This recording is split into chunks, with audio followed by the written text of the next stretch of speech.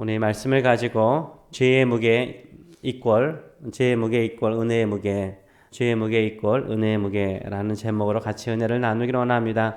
사도 바울은 어제 본 11절의 말씀을 보게 되면 자신에게 하나님께서 맡기셨다라고 말합니다. 뭘 맡겼습니까?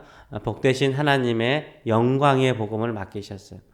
그 영광의 복음이 무엇입니까? 바로 예수 그리스도를 전하도록 하는 것이었습니다. 자신을 예수 그리스도의 복음을 전하는 사도로 부르신 것에 대해서 사도 바울은 이렇게 말하고 있죠. 나를 능하게 하신 것, 나를 힘있게 하시고 나를 일으켜 세우신 분은 예수 그리스도이시다라고 12절에서 말하고 있고, 자신이 예수님을 믿기 이전에 행하였던 그 모든 일들을 주께서 용서하시고 오히려 충성되이 여겨서 사명을 맡기신 분도 예수 그리스도의 은혜였다라고 말하고 있습니다. 그래서 자신에게 넘치는 은혜는 믿음과 사랑과 주님의 크신 은혜가 함께 넘쳤다라고 14절은 말하고 있습니다. 그러므로 말미암아 자기가 받은 은혜는 죄인의 괴수, 죄인 가운데서 죄인의 대빵이라는 거죠. 죄인의 대빵과 같은 우두머리와 같은 가장 큰 죄인에게 베푸신 하나님의 은혜였음을 다시 한번 고백하고 있습니다. 그러면서 이 긍휼을 받은 까닭은, 은혜를 입은 까닭은 자신에게 예수님께서 일체 오래 참으셨다는 거예요. 자신이 폭행자였고 박해자였고 비방자였음에도 불구하고 하나님께서 일체 오래 참으심을 통하여서 자신을 구원하셨고 그 받은 은혜를 가지고 죄인들을 향하여 예수 그리스도의 복음을 증거하도록 하셨다라고 그런 고백하고 있습니다. 이때의 이런 고백, 디모데 전서를 썼던 시기가 사역을 한참 풍성하게 정말로 인기 있게 많은 교회를 세우고 난 이후에 이 고백을 하고 있는 것을 알고 있을 것입니다. 사도 바울은 다른 사도보다 훨씬 더 큰 열심을 가지고 선교하였고 교회를 세웠고 이방인들을 주께로 돌이키는 일에 힘썼던 사람입니다. 그럼에도 불구하고 그가 그 큰 사역을 했음에도 불구하고 고백하는 것은 뭡니까? 나는 죄인의 괴수라라고 이야기를 해요. 죄인의 괴수라는 말과 함께 들어오는 것이 뭡니까? 은혜라는 거예요. 내가 받은 은혜, 긍휼, 이것을 계속해서 평성하게 받은 은혜를 이야기하고 있습니다.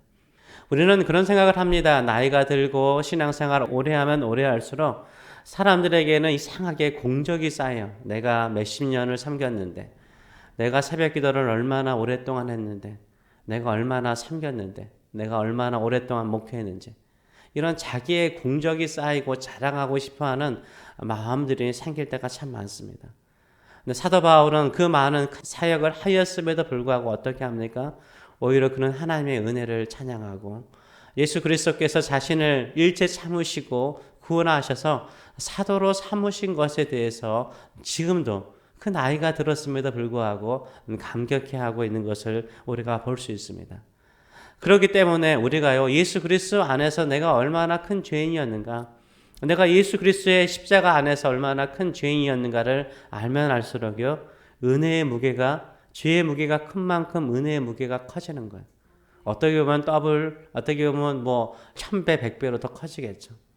신앙생활 하면 할수록요, 뭐가 보일까요? 우리의 죄와 우리의 연약함과 부족함이 보이는 거예요. 충성하면 충성할수록, 헌신하면 헌신할수록요, 은혜가 너무나 크기 때문에요, 나의 부족함이 더 크게 보이는 거예요. 근데 반대로 가는 사람이 많아요. 오히려 가면 갈수록 죄가 안 보여요. 왜요? 빛에서 멀어졌기 때문에. 하나님의 은혜의 빛에서 멀어졌기 때문에 보이지 않는 거예요. 그러나 하나님의 은혜의 빛으로 가면 갈수록요, 우리의 죄가 크게 보이는 거예요. 우리의 죄가 크게 보이는 거예요.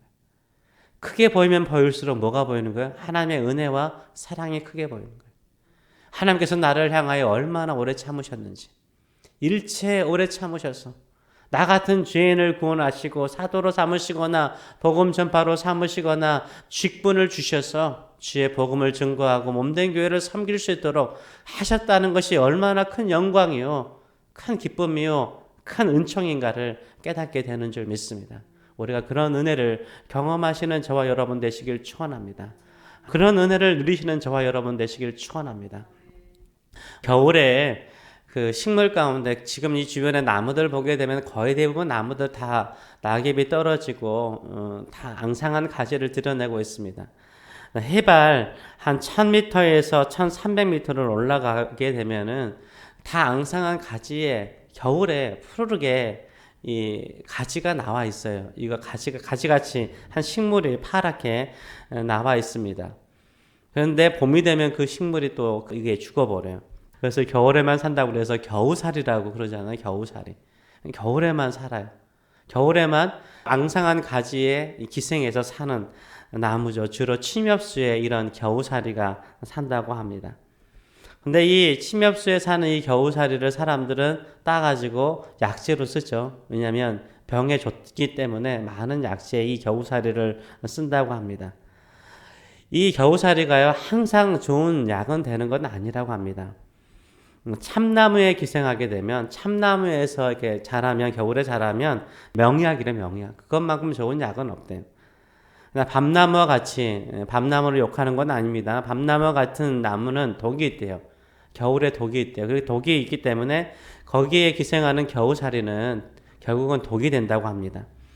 이를테면 기생식물이란 어떤 숙주를 만나느냐에 따라서 자기의 성질이 결정되는 거예요. 밤나무와 같이 독이 있는 나무에 기생하게 되면 독이 되는 거고요.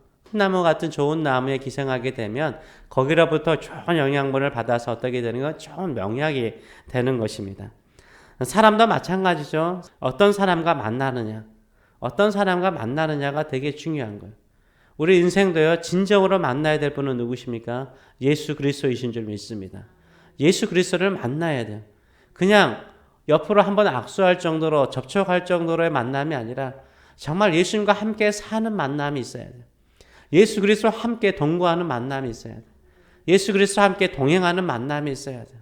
예수 그리스도께서 베푸시고 또 먹이시는 그 영적인 양식을 먹는 즐거움이 있어야 돼요. 그런 삶이 있을 때 뭐가 일어나는 거예요?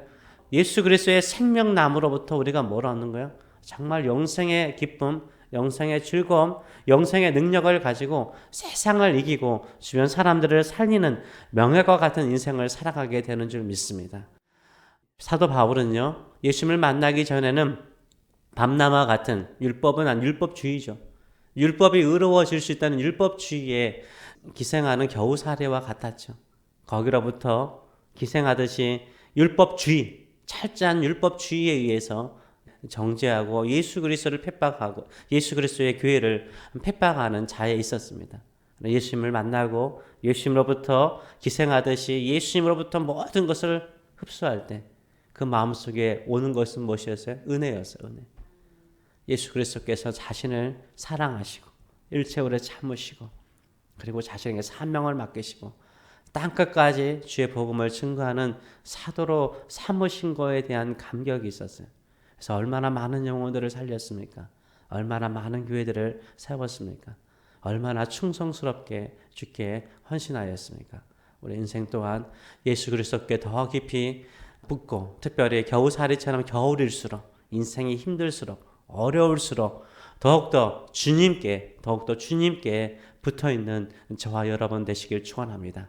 그러면 주께서 하늘의 능력과 하늘의 권세와 하늘의 좋은 것으로 우리를 채워주셔서 능히 이기도록 역사하여 주실 줄 믿습니다. 이런 믿음의 사람 되시길 축원합니다. 아멘. 살아계신 하나님 아버지, 우리를 크신 사랑과 크신 긍휼과 크신 은총으로 사랑하여 주신 것을 진심으로 감사드립니다. 우리가 어떻게 하나님의 자녀가 되고 이렇게 새벽마다 일어나서 하나님의 은혜를 구하는 믿음의 기도자가 되고 새벽을 깨우는 자가 되고 또 어떻게 힘들고 어려울수록 더욱더 주님만을 붙잡고 살게 되는지 모르겠습니다. 일체 우리를 향하여 오래 참으실 뿐만 아니라 영원한 사랑으로 우리를 붙들어 주신 그 은총으로 인하여 우리가 여기에 있는 것을 아옵니다. 오늘도 주님께 붙어 있으면서 겨우사례와 같이 주께로부터 모든 것을 다 빨아들여서 정말로 영생의 능력과 영생의 힘을 가지고 세상을 넉넉하게 이길 뿐만 아니라 주변에 수많은 죽어가는 영혼들, 병든 영혼들, 마음에 상처 있는 영혼들을 치유하여서 예수 그리스도께로 이끄는 저희들의 삶들이 될 수 있도록 은혜 도하여 주시옵소서. 역사하여 주시옵소서.